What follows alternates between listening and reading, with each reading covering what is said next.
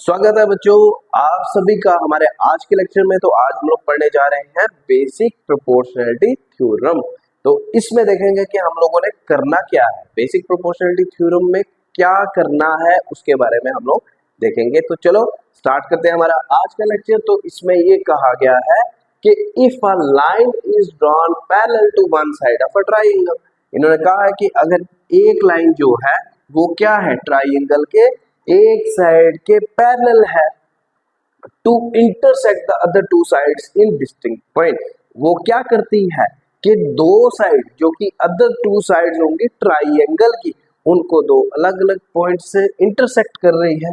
The other two sides divided in the same ratio.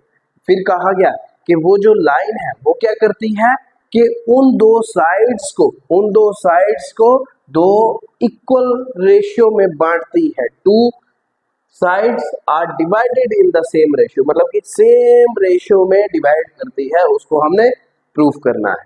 तो देखेंगे हमारे पास गिवन क्या है कि ABC जो है एक ट्राइंगल है, DE is a parallel line to BC which cuts AB in D। मतलब आप देखेंगे कि क्या बोला गया है कि ABC जो है एक ट्राइंगल है और इन्होंने क्या कहा है कि DE जो है एक पैरेलल लाइन है। वो क्या कर रही है कि AB को D पॉइंट पे कट कर रही है और AC को E पॉइंट पे कट कर रही है। फिर उसके बाद आता है टू प्रूफ में कहा गया है कि जो AD है, AD बाय DB होगा हमारे पास, रेशियो में बात की जाए AD upon DB equal to AE upon EC होगा।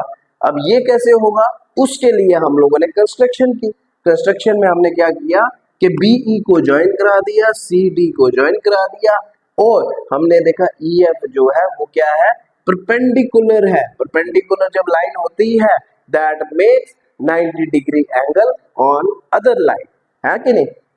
दूसरी साइड के साथ मिलके वो क्या करती है, 90 डिग्री का एंगल बनाती है। तो सिमिलरली DN जो है वो भी परपेंडिकुलर है AE के।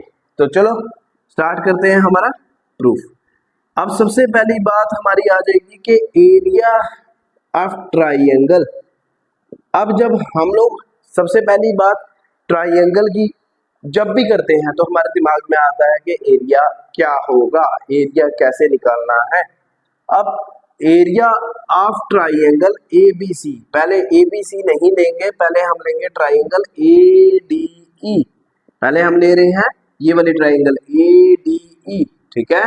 फिर upon area of triangle BDE, ये ट्राइंगल है, ठीक है। तो यहाँ पे क्या आ जाएगा, एरिया ऑफ ट्राइंगल का क्या फार्मूला होता है, 1/2 इंटू, अब ये वाली ADE ट्राइंगल ही है, इसमें बेस आ गया है AD और परपेंडिकुलर हाइट क्या आ गई EF, ठीक है।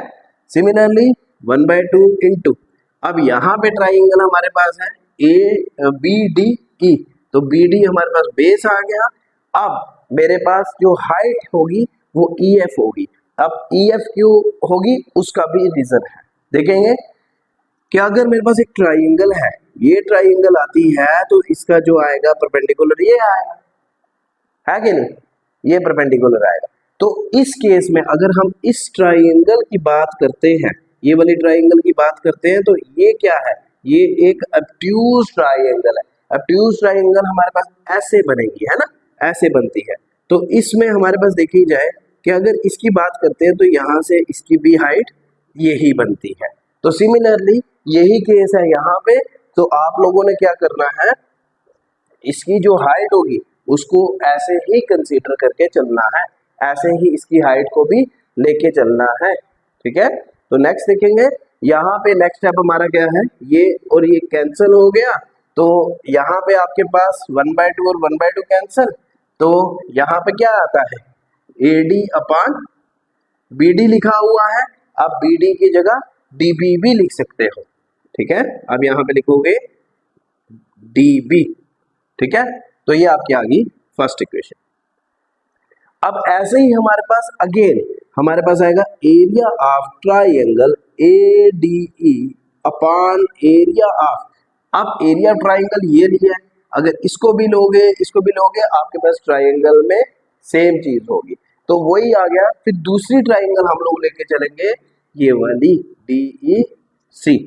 तो यहाँ पे आ गया triangle DEC equal to 1/2 into AD into, अब यहाँ पे देखो AD था पहले, तो अब यहाँ पे क्या आ जाएगा AE, ठीक है।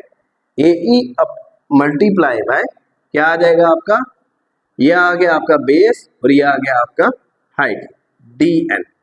तो सिमिलरली यहाँ पे भी 1/2 इंटू, अब ये वाली ट्राइंगल थी तो यहाँ पे बेस क्या आ गया EC इंटू हाइट, आपके पास यहाँ पे भी DN आ गई, वही वाला केस जो फर्स्ट केस था। तो DN कैंसिल, 1/2 कैंसिल, तो AE अपान EC, ठीक है। तो ये आ गया आपके पास सेकेंड।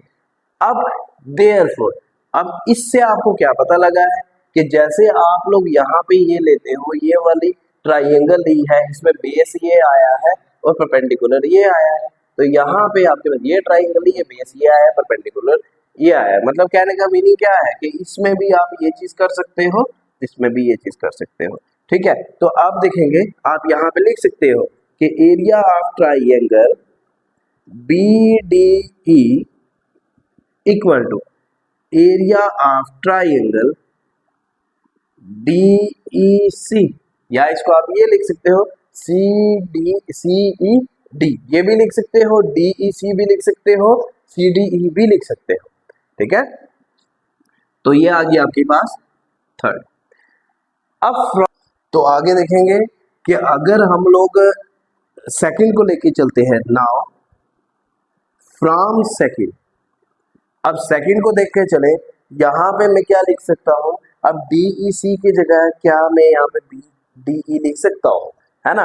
DEC की जगह अगर मैं BDE लिखूं, area of triangle ADE upon area of triangle BDE, तो ये किसके बराबर आएगा AE upon EC, AE upon EC के बराबर, एक ये। उसके बाद आप ये भी देख सकते हैं कि area of triangle ADE upon area of triangle, पहले BDE था और फिर DEC भी इसके बराबर है कि नहीं, एरिया ऑफ ट्राइंगल DEC, यहाँ पे क्या है AE अपान EC। यहाँ पे देखें, एक हमारे पास अगर सेकंड की बात की जाए, सेकंड में ये चीज भी है, और यहाँ पे थर्ड से हमें क्या मिला है कि एरिया ऑफ ट्राइंगल BDE जो है एरिया ऑफ ट्राइंगल DEC के बराबर है। तो हमने क्या किया कि DEC की जगह पहले BDE करके देख लिया, तो वो हमारे पास वैल्यू ये आ रही है। तो दोबारा से हमने देखा कि अगर हम ये भी चीज लगाएंगे कि DEC की जगह DEC ही रहने देंगे, वो भी दोनों आपस में बराबर आएंगे, तो अगर ये दोनों बराबर है तो ये और ये भी बराबर है। तो देयरफॉर AD अपान DB जो है that is equal to AE upon EC, hence proved. आपको यही चीज करनी थी, and this is your basic proportionality theorem and also called as Thales theorem.